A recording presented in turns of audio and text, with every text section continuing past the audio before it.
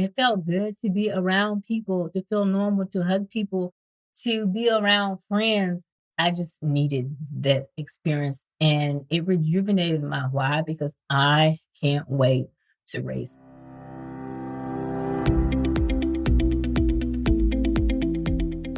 Welcome to Running is Cheaper Than Therapy podcast.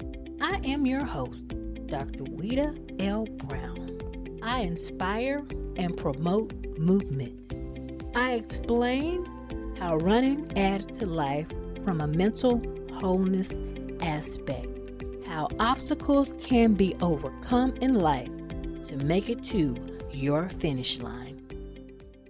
Welcome to Running is Cheaper Than Therapy, episode 29.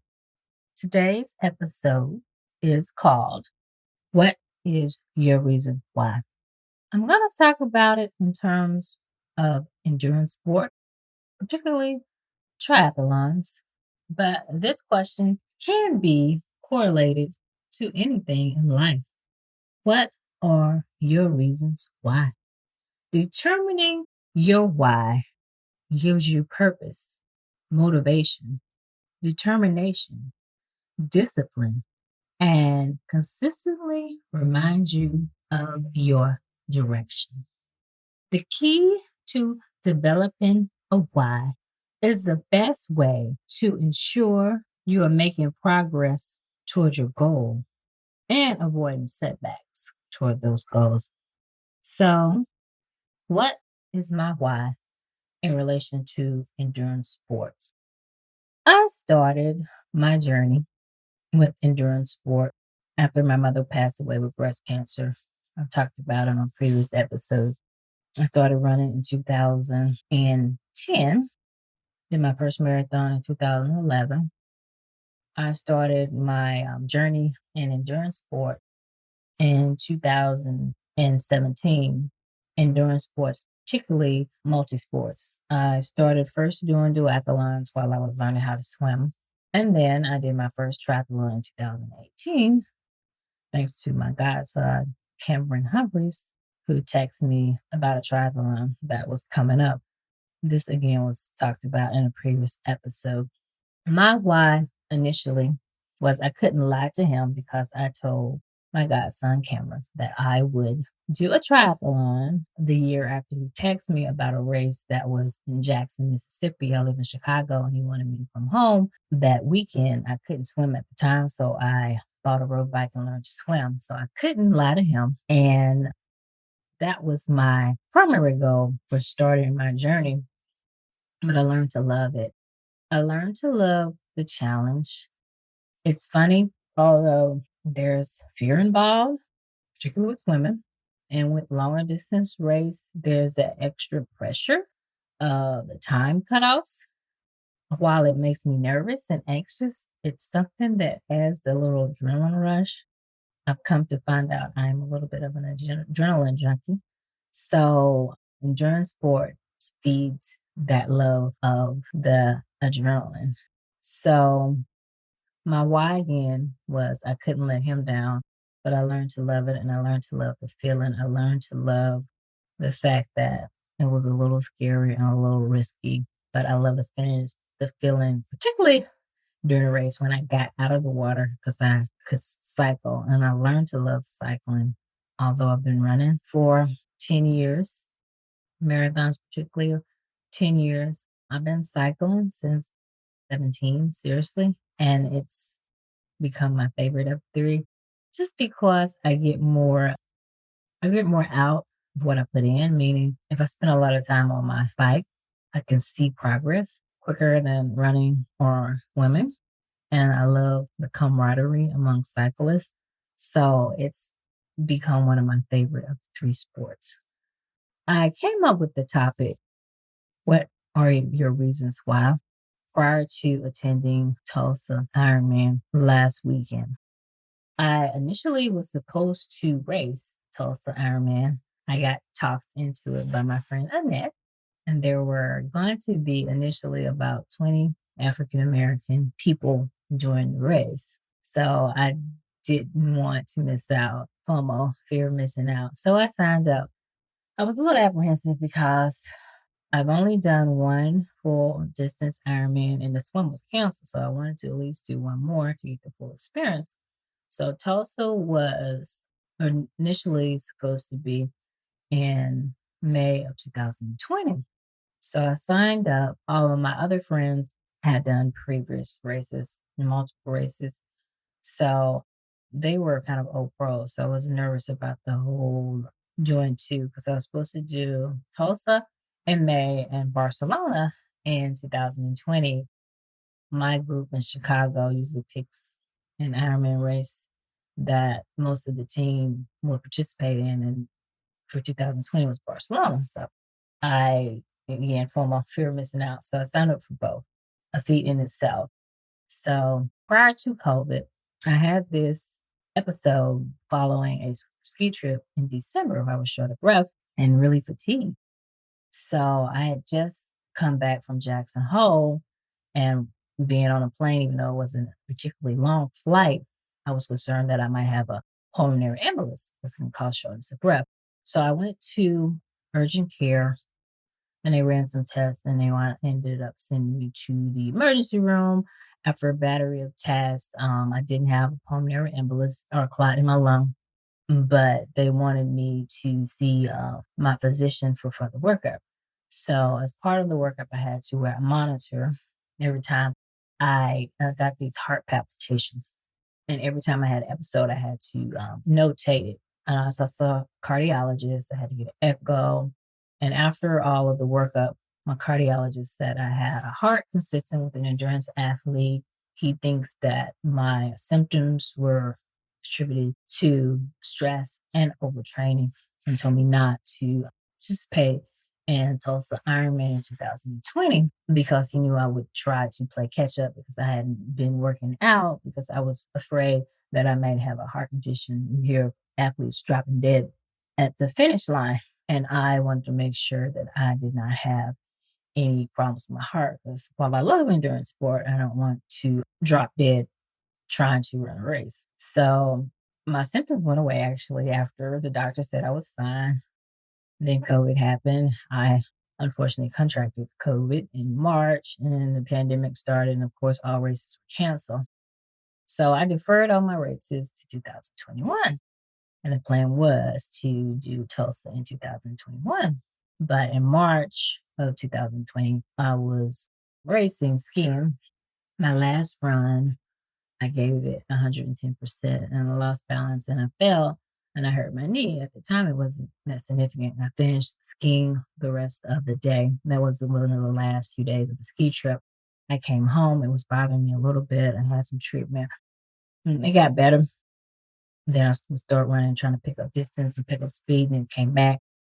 And I got some more treatment, and it came back. More treatment came back. It was similar. It felt similar to an incident I had skiing in 2016 or 17, where I had a cartilage injury, and it got better. It totally resolved with conservative treatment. Since I still was having symptoms and couldn't really run, I got an MRI.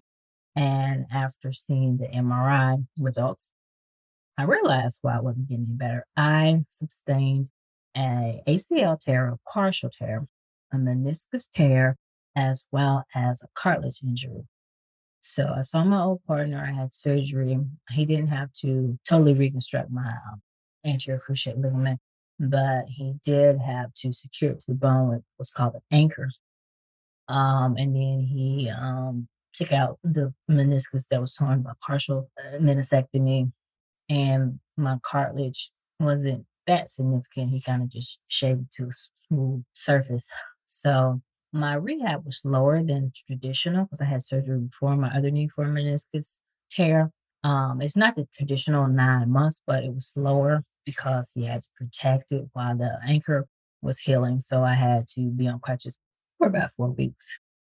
So January would have been the time that I needed to start training for Tulsa. And because of my surgery, I was rehabbing. So Tulsa 2021 was not a possibility. But due to all my friends and a significant number of African Americans that were racing, and also it's the 100-year anniversary of the race riots that took place in Tulsa. I wanted to go. So I decided to go. I figured it would be great to cheer on my friends.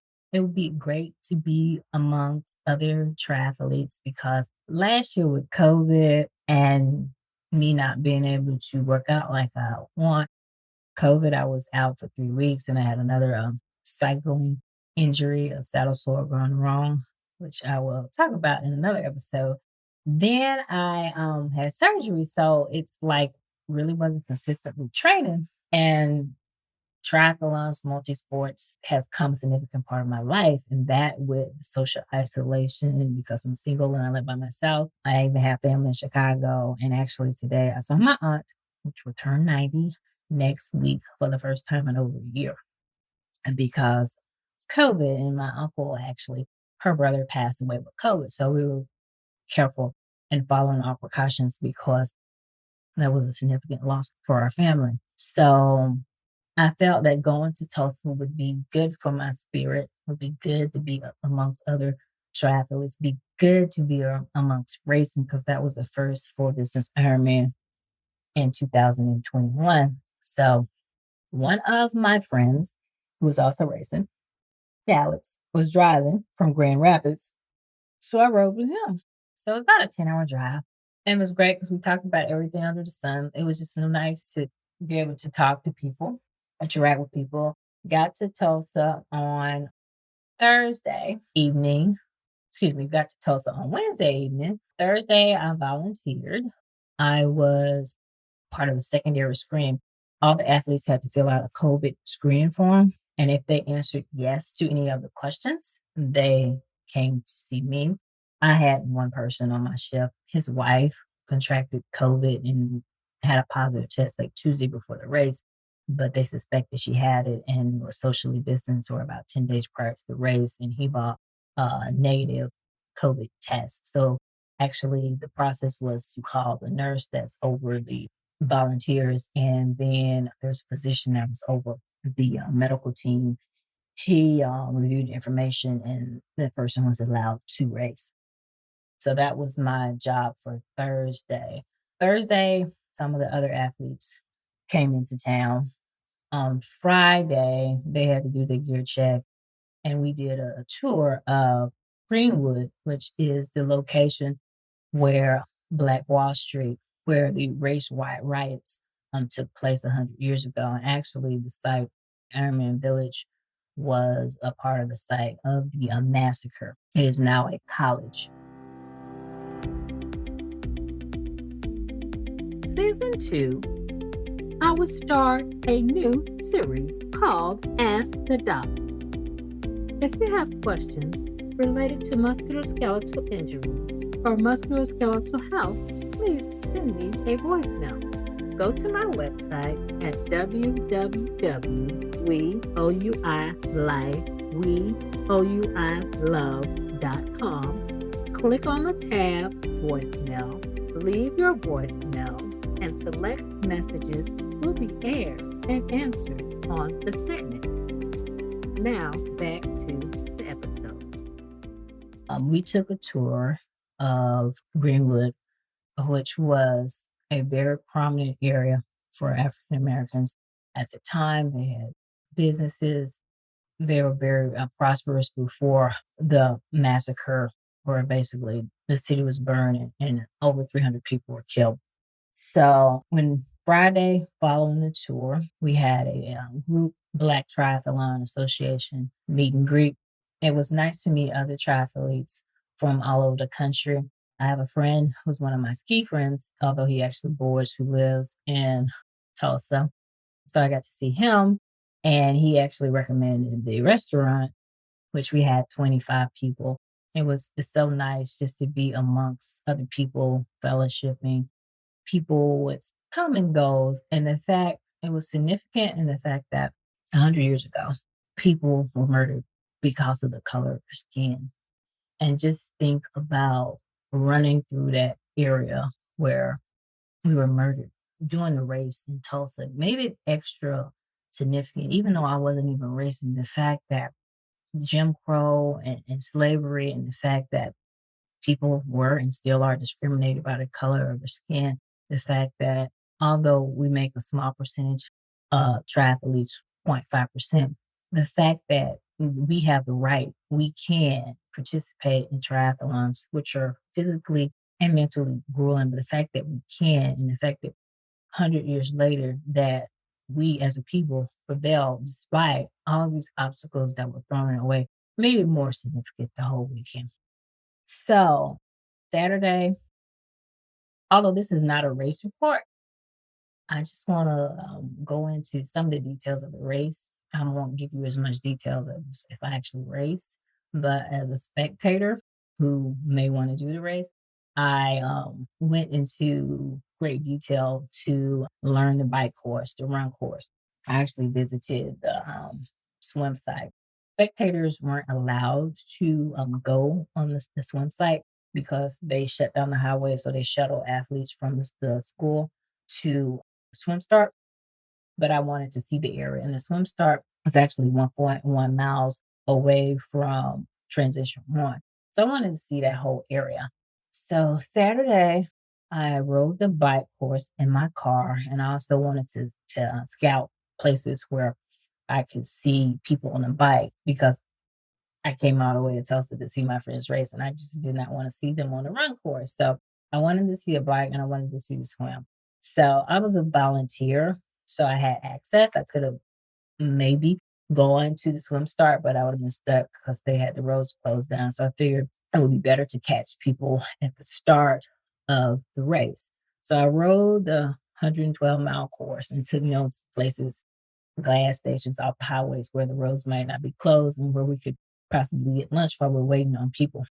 Because Ironman has a tracker system. So I was tracking about 13 people, and then I met a few people over the weekend that I tracked as well, one pro. And I tracked the pro mainly to get an estimate because the race started at 6:30, and I figured with the pros it'd be an hour for their swim. And then I can calculate the hour for the swim is the point where we were to kind of tell when my friends would be coming by. The map is not precise as far as the tracking because they basically all the athletes have like a time tracker and their marks or bands on the road after you pass by them and they'll pick up where the athlete is. So it's not precise, it's an estimate. And the estimate was a little ahead on some people and it was behind on other people. So you had to play a little trial and error. And I had my friend Annette's daughter with me, and she was very helpful in spotting people because I was trying to spot people, cheer for them, take video, post on Instagram, and post on Facebook just so people will know. Because it's always nice, even though you have a tracker at home, to actually to see what's going on there if you're not on the ground, particularly if you have friends and family there that you may be rooting for. So I thought it was important. And I just wanted to document everything that I saw. So during my little ride through, I realized the roads were really bad. A couple of my friends had traveled to Tulsa to ride the bike course. And if I would have raced, I would have done the same thing. It helps with my nerves.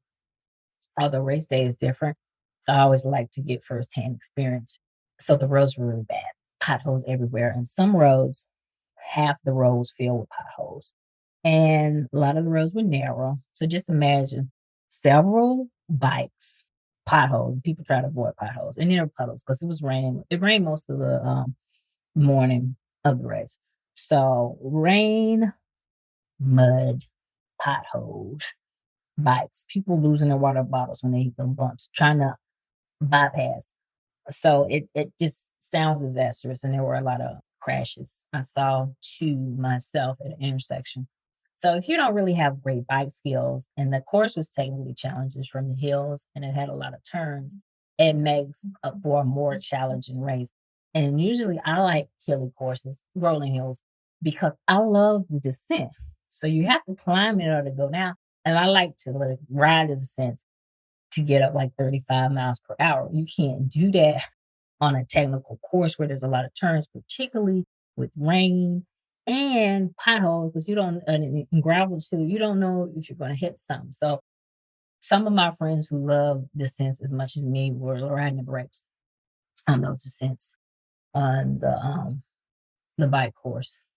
So we started the bike course around mile 5, and then we went to what I thought was mile 60, but it wound up being like mile 80. So we had some time. We had some lunch at this restaurant that was not too far from mile 80. It was walking distance. And that's where I saw 2 crashes. One cyclist actually was hit by one of the motorcycles that had a photographer. And another cyclist was attempting to make a wrong turn, tried to turn around, and he ended up falling. So we had a lot of time to wait. So we ate lunch, actually took a nap, and we were able to spot most people around my age. We saw some of the pros, and it was toward the end. So they were trying to basically, they were really racing. They were riding fast. They were trying to get their place before the end. So it was interesting to see them actually race because they were at the start of the race, they were kind of not cruising, but going at a reasonable pace. But toward the end, around mile 80, they were racing. It was fun to see. So after we saw most people around mile 80, couldn't see everybody because everybody had different paces, and we had to drive back to the city. And I wanted my friend's daughter to see her mom come in. So we made it back into the finish line, and we saw people come in and saw a few people actually transition from the bike to the run. And then we went to the run course. The run course, actually, the run course I think is the best part of the race. It's pretty flat. It's in a trail. There is a hill to get to the actual trail, but it's in 2-loop course, and you got to see a lot of people, and a lot of the racers actually saw each other. So, because it's a 2-loop course, you might see people. So it just gives you encouragement, particularly on the run, because I love running, but running after swimming 2.4 miles, biking 112, it's a little taxing on your legs. So a lot of people during the race had some GI issues. Actually, one of my friends actually had a minor crash. She was okay and was able to finish the race, but she did fall. Another one of our friends, because the roads are so bumpy, so it's basically like you're riding your bike on.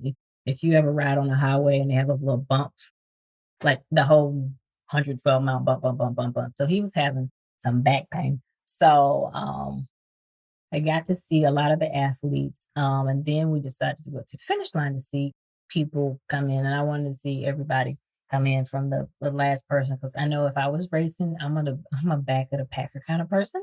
So I would want to see a friendly face at the end and cheer me on. There weren't that many spectators because initially the race wasn't supposed to have spectators.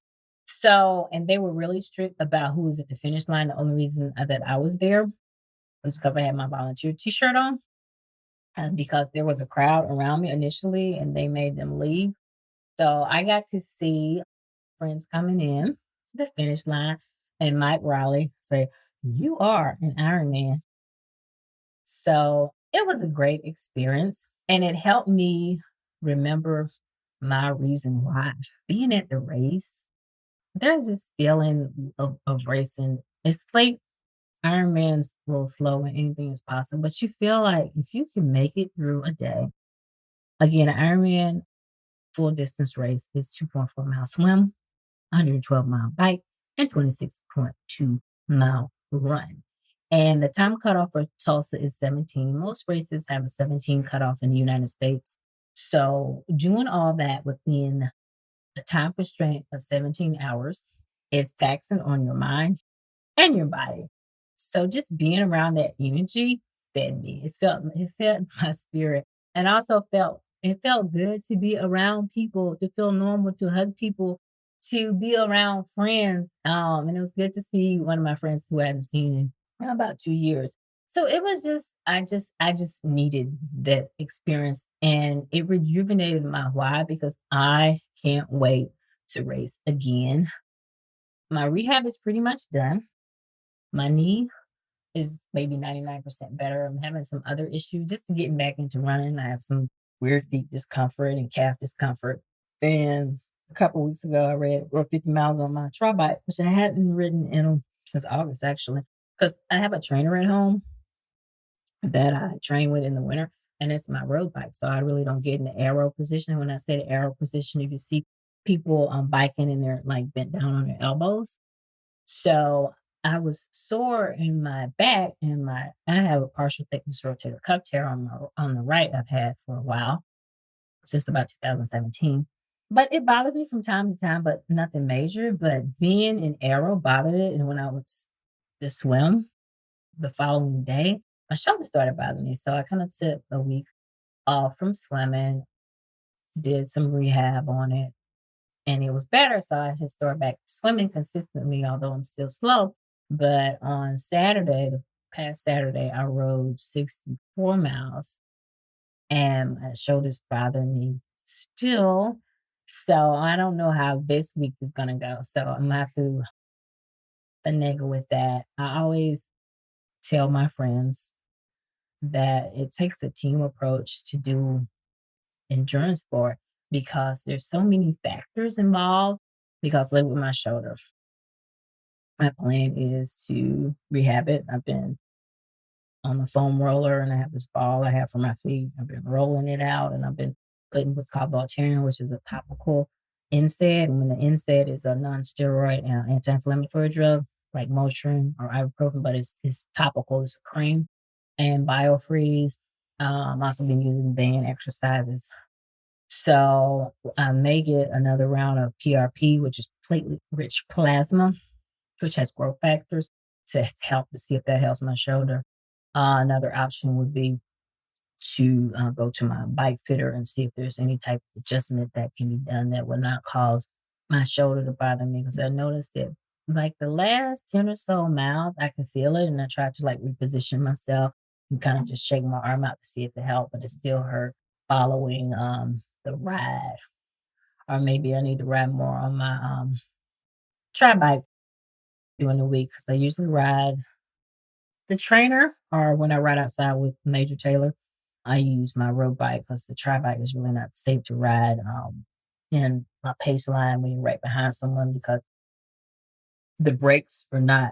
When you're in aero, you basically don't have access to your brakes. So when you stop, you have to kind of sit up. So it's not safe if you're riding really close to other people.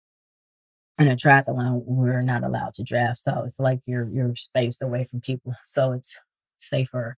So Tulsa rejuvenated my why. And I want to thank everyone who was there, who fed my spirit. Every person, people were thanking me for capturing the moments and for planning our meet and greet. But doing all the planning and just being there fed my spirit and made me think about my why I do this, why I love endurance sports, and while it has given so much to me. And it's interesting, I started running after my mother passed away to help me lose weight. And endurance sport, running, triathlons, even skiing, while it's not a true endurance sport, has fed my spirit in so many ways, not just my body. It just feeds my spirit, the camaraderie, the goal setting, the achieving, the the confidence that is given me. I remember my first race when I was hurting so bad and didn't want to finish, and I thought if I can do this, I can do anything. So it carries over into other areas of my life and the people, just the people, the stories you hear about. There's this one woman who was on the news. She was a nurse, so she was talking about COVID, and she finished the race at 4 a.m. She didn't give up despite not meeting the cutoffs. And kudos to her, although she's not an official finisher. I mean, that takes grit, it takes courage. And there's another story about this volunteer who her husband was the captain, about when the Tulsa was planned for 2020, he passed away with COVID. So she took over his spot. Just touching stories. Another story on the Ironman video about a man who was homeless. Um, and how he got his life back and how he got off the streets and how he started doing endurance sport and how it's meant so much to him. And there's just so many stories that are so motivational, just life. What's the word I'm looking for? Life giving. I hope you enjoyed this episode. That wraps up this episode of Running is Cheaper Than Therapy podcast. Thank you for tuning in. If you already haven't, please download Running is Cheaper Than Therapy podcast on Apple, Spotify, or however you listen to your favorite podcast. If you have any questions, concerns, or possible show topics, please email runningischeaperthan.therapy, OLB, Omaha Love Brown. Again, that's runningischeaperthan.therapy, Omaha Love Brown @gmail.com. I also can be reached via Instagram, Facebook, Twitter, LinkedIn, and YouTube. Handle We Life, We Love. OUI Life, OUI Love. Thank you, and please tune in again.